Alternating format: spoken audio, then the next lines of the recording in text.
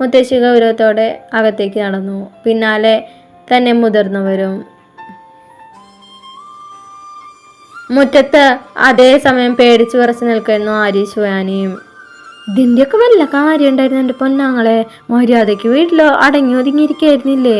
മുത്തശ്ശിയുടെ സ്വഭാവം നിങ്ങൾക്ക് അറിയുന്നല്ലേ? പാറണ പറഞ്ഞു. ഡി, നീ എൻ്റെ അളിയനെ ഇങ്ങനെ ടെൻഷനാക്കല്ലേ?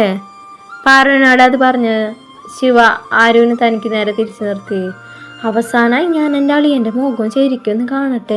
ഇനി അകത്ത് എന്തൊക്കെയാ നടക്കാന്ന് പറയാൻ പറ്റില്ലല്ലോ. ശിവാവിൻ്റെ നെറുകയിൽ തലോടിക്കൊണ്ട് പറഞ്ഞു. മിക്കവാറും ശിവാനി തിരിച്ച് US പറഞ്ഞയക്കുന്നതായിരിക്കും മുത്തശ്ശിയുടെ തീരുമാനം. ആരുവിനെ കൂടുതൽ ടെൻഷനാക്കാനായി ദേവയും പറഞ്ഞു. എന്നാലും എൻ്റെ ആരു, കല്യാണം കഴിഞ്ഞ ഞങ്ങൾക്ക് ആർക്കും ഇല്ലാത്ത കറക്കാണ് നിങ്ങൾക്ക്. മുത്തശ്ശി ഇന്നെല്ലാം ശരിയാക്കി തരും. ഭദ്ര ഏറ്റുപിടിച്ചു. മതി എല്ലാവരും കൂടെ ഞങ്ങളിട്ട് വാരിയത്. ആര് ഗൗരവത്തിലാണ് പറഞ്ഞു തുടങ്ങിയെങ്കിലും അവസാനിച്ചത് അപേക്ഷയിലായിരുന്നു.